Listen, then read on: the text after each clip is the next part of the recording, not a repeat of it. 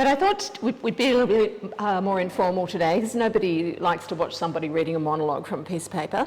So I thought what I might do, seeing as we're all sitting around this beautiful thylacine here, which has been created by Stephen Harrison, who's one of the two incredibly talented sculptors that I'm privileged to show with, Stephen Harrison and Victoria Royds, who's done the lovely feminine forms behind you.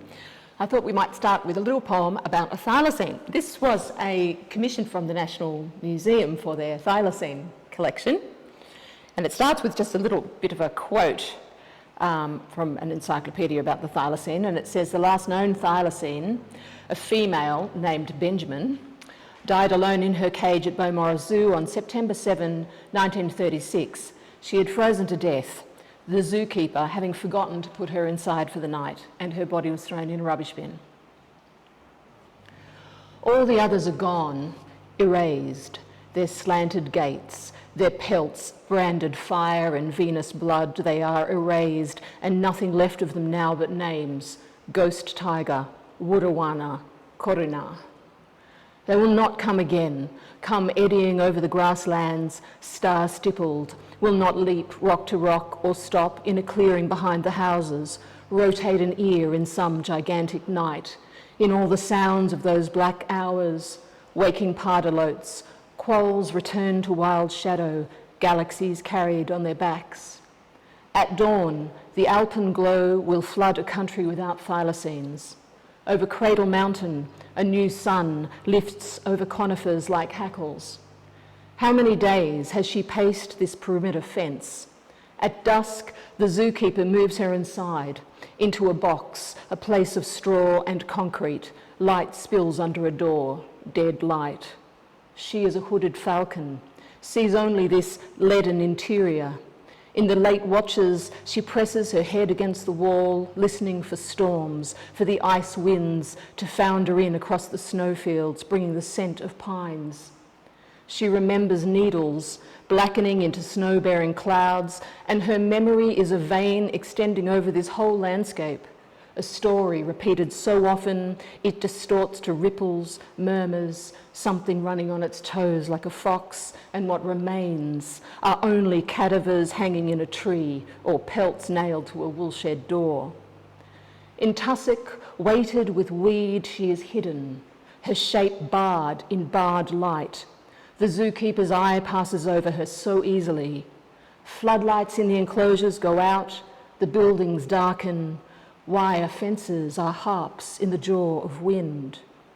She emerges into the yard, winter bright, and the night raining stars, Lupus, Sirius, the constellations of her life. In that cold living air, her breath hangs, clouds. They found her frozen in grass, in hoarfrost, white on white, just something dead in a cage. And later, locked in their houses at night with their skinning blades, with their fear, with their hunger to own everything, they will say she was not the last. Someone found a tooth on the escarpment, a scrap of fur against the sound barrier of some new freeway. And while they speak, the ash of thylacines will drift over cities and roads, the wasteland of industrial farms, and find no place to settle. One thing that brought all of us together as artists, as we were saying in the opening, and not just artists either, as gallerists as well, is this growing feeling that of an urge to defend country, not just to care for country, not just to honour country, but to find a way to defend country. You know, there's that terribly cynical saying that everyone wants to save the world, but no one wants to help mum do the dishes. You know, we can spend a lot of time talking on Facebook and Instagram about how it's an enormous shame we're chopping down trees, but very few people go and chain themselves to bulldozers. To be fair, chaining yourself to a bulldozer is not everyone's strength. It's not my strength. Nobody's going to quake in their boots to see a middle old lady with arthritis chained to a bulldozer, right? But what I do have is a voice. You know, I can try to say these things. And I can try to say these things in a way that actually people can hear. So it's not just standing on a street corner calling everyone a bunch of bastards for being nasty to wombats, but to actually try to somehow get inside that part of a person that's going to care about another species, and then find a way to activate that, you know. And in a way, for me at least, these lumichrome prints have been a way to try to do that. And there's some limited success, but occasionally, you know, I'll get an email or a phone call from someone saying that they stopped to pick up an animal they'd seen killed on the side of the road. Or sometimes I get a call from someone to say they've accidentally backed over a lizard, and do I want to come and memorialise it? So, you know, I guess what I'm saying in a way is we all have a sphere of influence. And if every one of us uses that sphere of influence according to the talents that we have and the influence that we have, we can make an enormous deal of change, you know, in the world, far more than what we might have just by sort of railing against it, or even just showing up to a protest march or something like that. Because all of our skills are so unique in a way. And our perspective is unique too. I mean, even though in a way we have many shared, we have a shared orientation, where all our telescopes pointed in the right direction, another way to say that, we do have differences in the way that we see things. If you look at Victoria's work is all about how she can situate the human body inside of this idea of country. You know, we can become very abstract as humans, you know. There's this wonderful story, Anais Nin, the novelist, you know, she was going out with Henry Miller, who was apparently impossible, and he was giving her some enormous lecture one time about how she wasn't sufficiently intellectual. And she said to him, women's creation, and in relating this story to you, I don't mean it to be gendered. I think in many ways you can think about this as being the feminine as opposed to a literal female gender. But she says women's creation must be exactly like her creation of children. It must come out of her own blood, englobed by her womb, nourished with her own milk. It must be a human creation of flesh. It must be different from abstraction.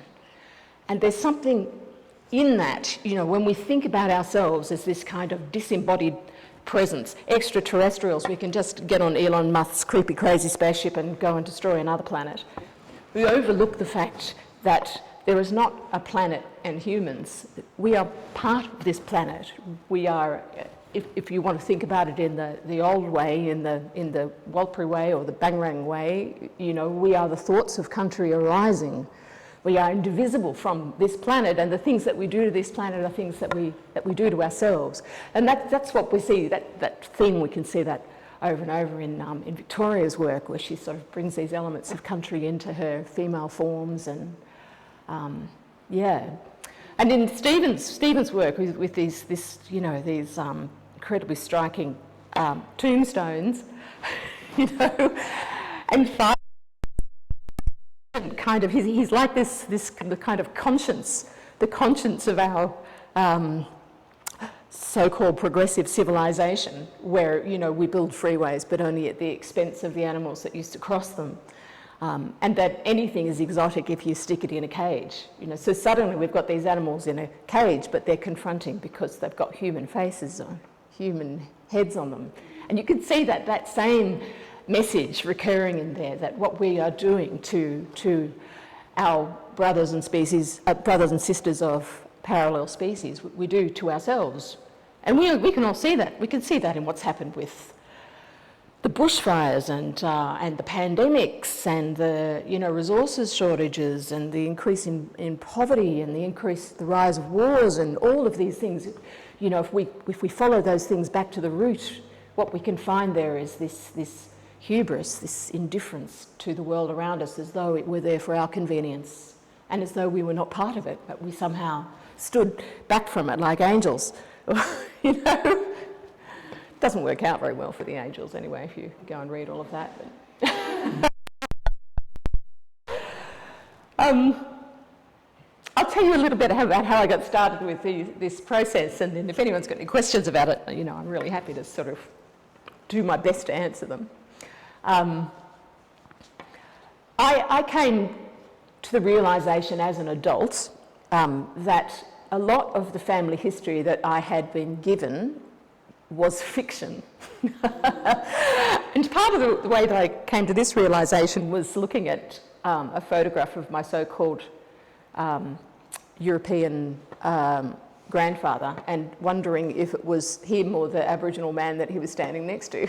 And then realising everything wasn't entirely as I had been told. I didn't think it would play much of a part. You know, you get to become an adult and you feel like your identity is fixed. Of course it isn't. You know, we lie to ourselves a lot about those things, and sometimes there are things in your identity you don't know where they came from. So is actually try to hunt down my family's ancestry, trying to pin it down, to find out where it was from. I was haunted by thoughts that perhaps, you know, perhaps there had been violence in my family history, perhaps I had things to atone for. I needed to know the truth of it. I'm sure everybody who lives in this country has some relationship to our history that's awkward like that. You want to try to position yourself in relation to it. But, you know, as time went on, it became harder and harder for me to actually find where my ancestry came from. I started asking for help. And the people who responded to that cry for help really were the Warlpiri in the central desert, in the Tanami Desert. Mostly Lajamanu, which is about 22 hours northwest of Alice Springs, but also now that community is in relationship with me extends to Yindamu and Niripi and Woolara, the other Warlpiri settlements. And the Warlpiri, they had, their encounter with white people was very, very late in our history, extremely late in our history. There are many people I know there who can remember the first time they ever saw a white person. They don't have the same broken history as we see in the southern states. They have their own set of difficulties, but that isn't among them. And the old ladies there sort of felt sorry for me, and they took me in and they took me out hunting with them, and they let me paint with them, and that relationship is now, I guess 12 or 13 years old.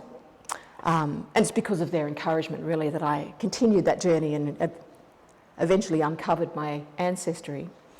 But the part that relates to these prints is that there's an old lady there, Lily Nungarai Hargrave, and the little crow picture up there with the stars in it is actually a portrait of her. Because when Warlpiri people pass away, they become kumanjai, which means you can't show their photograph anymore. I had all these photographs of her, but I couldn't show them anymore, so I made this portrait of her in the body of a crow to reflect her songlines that Julka was responsible for. But she was a wonderful painter, and what she used to do was she would get her canvas and she would put it in the backyard and she'd ignore it for about 3 months. And the birds had shit on it.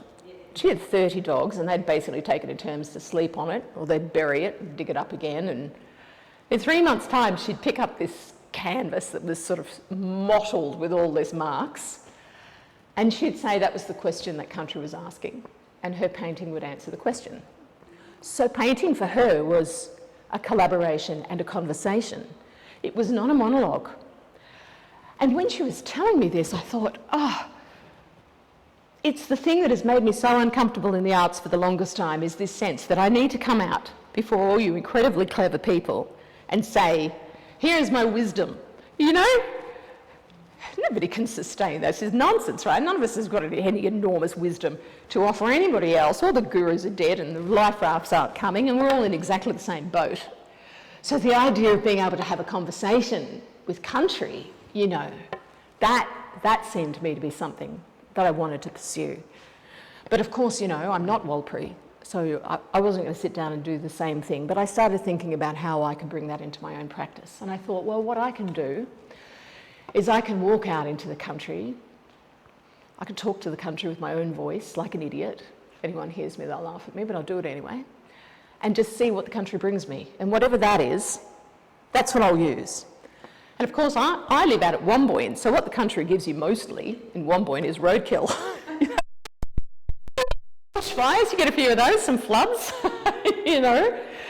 But you know, you take those things and you ask yourself, what is the question that this is posing, and how do I answer this question? You know, this really opened Pandora's box for me. What is the question that a roadkill owl offers me? Well, there's a number of questions. How is it that my whole life I've been able to drive past an owl, but the death of David Bowie made me cry? Why didn't I cry at the owl and ignore the pop star I'd never heard of, you know? Why?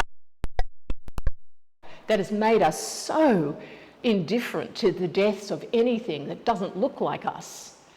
And I realise, you know, that extends to so much more. You know, we care a great deal about a war in Europe. We care less about a massacre in Thailand because we're not talking about things that resemble us so much. You know, and if anything is to change for us, we have to fight that enculturation in ourselves, see it in ourselves, tear it out the root, you know, and try to find a way to combat that so that we can extend that feeling of family to everything that is alive, and not just the things that are alive that happen to look like we look, you know. And perhaps by learning how to honour the death of a finch, we could work our way, you know, through the other species, and maybe then when mum or dad dies, or our friend or our child, we can honour that life as well, because it takes an enormous amount of strength to do that. And that enculturation, it doesn't stop there. You know, I was incredibly squeamish when I started this process. Now I'm not squeamish at all. Totally inappropriate to actually... In the beginning, it was really there. And I sat down with, I remember sitting down with my first print, which was a tiger snake, dead tiger snake. And I thought to myself, I'm going to sit with this animal. I'm going to make myself do it. And there's going to come a point where this is so confronting for me, I have to look away. I have to be prepared for that. That point's going to come, and then I'm not going to judge myself too harshly, and I'm just going to build up my tolerance. This is what I told myself. And I sat there waiting for that point. It never came, because the horror show we've all been told is death. You know, the reason that when we confront death, what we actually look at is a box or a curtain closing in a crematorium and not actually death. All of that is just based on a lie. What really happens if you sit with a bird or a cat or a cow for long enough is it puffs up and it smells a bit. And then it dries and it becomes like an autumn leaf. It just becomes like another dry thing that you find in the landscape.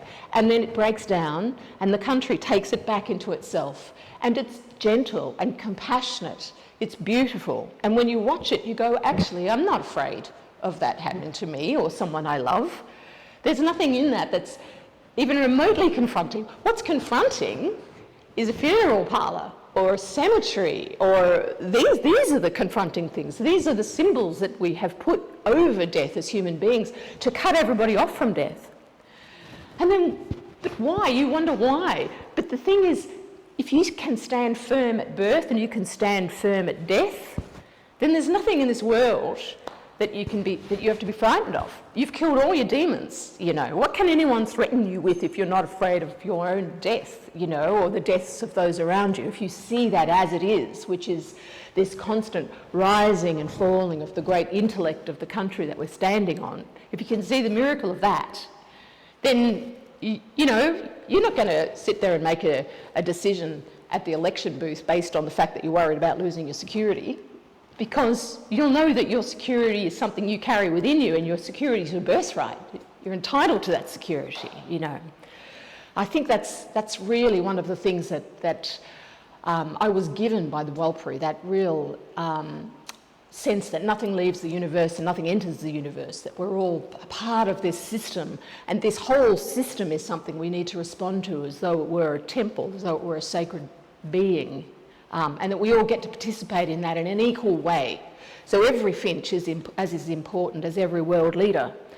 And until we really believe that, and we can say that without smirking, you know, we still have a long way to go in our journey. But making these pictures, they take a really long time to make. I work directly with the animals. I put them on light-sensitive paper, like the old paper used to get in dark rooms. Black and white fibre paper. And then as they are developing over about 50 hours or so, gases come out of them. Sometimes they sweat and there's condensation and that moisture comes down, and I paint that through. But because I'm there for hours and hours doing this, you know, often there's nothing happening. I'm just sitting there watching sort of beetles crawling around or whatever. I started writing these little poems about each of these animals, trying to think about their lives and to not try to impose upon their lives a kind of human metaphor, to not necessarily say, you know, this is a human being who looks like a duck and this might be their life. But to try to strip away the foreignness, to realise that the way a duck lives its life is very similar in most respects to the way that a human lives its life, despite all of our hubris and the fact that we all see ourselves as great philosophers or great innovators or whatever. Essentially our lives really are sleeping a lot, looking after children, and finding a good place to sleep, you know, to shelter in. And ducks do that. And trying to convey, you know, the worth of these creatures, ducks, chickens. I might eulogise a person. That became an interesting thing. It's still a conversation I have with myself, that I realise that I don't possess the language to do it. I can only do that to a certain point, because outside of that point it all just becomes about imposing a human lens on an animal or a bird. But there have been some great things that have come out of it. I've spent a lot of time on the side of the highway, you know, making prints there or trying to drag animals off, and I've had a lot of truck drivers scream "Hello, darling" out the window. And sometimes they stop and ask what I'm doing, and I'll explain it. And sometimes those truck drivers have come back with a dead rabbit they found a little bit further up the road. And very occasionally those truck drivers have come back and they've bought a print. And it's been the first bit of art they've ever bought. And it's been the first time they've thought about the animals and things that were on the side of the road. And sometimes that print ends up in one of their kids' bedrooms, who then grows up with a different understanding about animals, you know. And these are all little victories. But there are a lot of us on this planet. And if we all just aimed for those little victories, you know, we could perhaps, collectively, it could be a bigger victory, you know. Anyway, I don't know what more really to say about the works. If anyone's got any questions about the process or the ideas behind it, or any suggestions about how I can do it better, I'm really open to those.